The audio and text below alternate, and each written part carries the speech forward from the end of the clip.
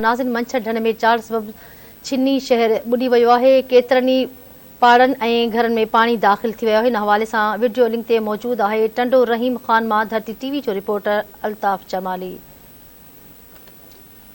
जी हिन वक्त असीं यूनियन काउंसिल छिन्नी जो हेडक्वार्टर भी है उते मौजूद आहियूं। तव्हां मुझे जो है सो पुठियां पानी ॾिसी रहियो। ही छिन्नी शहर जो मुख्य जो है सो चौक है, मुख्य रोड है, जितां मुख़्तलिफ़ जेके से ॻोठ ॻंढिबा आहिनि। सां ही छिन्नी काफ़ी मथां वारो शहर लेखबो है, पर मंछुर में जेका मुसलसल वाद ऐं पानी में इज़ाफ़े सबब पानी जो है जैसे वापसी कई है, तो उन खां छिन्नी जे मुकम्मल शहर के ॿोड़े छॾिया। हिन जा मुख़्तलिफ़ मोहल्ला आहिनि उहे ॿुॾी विया आहिनि। काफ़ी घर जेके आहिनि उहे ड्रही पिया आहिनि।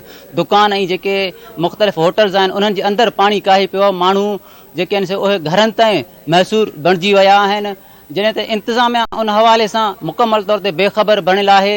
हुननि छिन्नी जे माण्हुनि खे जेको आहे सो महफ़ूज़ हंधनि मुंतक़िल करण लाइ के बि जेके आहिनि से रेस्क्यू या रिलीफ वारा कम शुरू न कया आहिनि। माण्हू तमामु परेशान आहिनि, छो जो रस्ता मुकम्मल बंदि हुजण जे करे ऐं मुसलसल पाणी जेको आहे सो चौतरफ़ घेरे में हुजण जे करे हिननि खे राशन समेत या डठल जेके घर आहिनि उन्हनि खे टेंट वग़ैरह न आहिनि। माण्हू इंतिहाई जेको आहे सो ॾुखी ज़िंदगी गुज़ारनि पिया।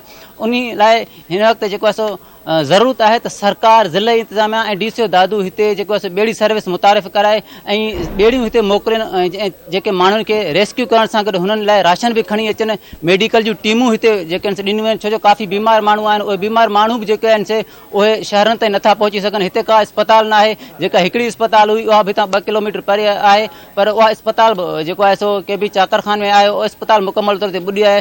सो हाणे ज़रूरत आहे त हिननि माण्हुनि जी जेको आहे जल्द खां जल्द वाहर कई वञे ऐं हिननि जी मदद कई वञे।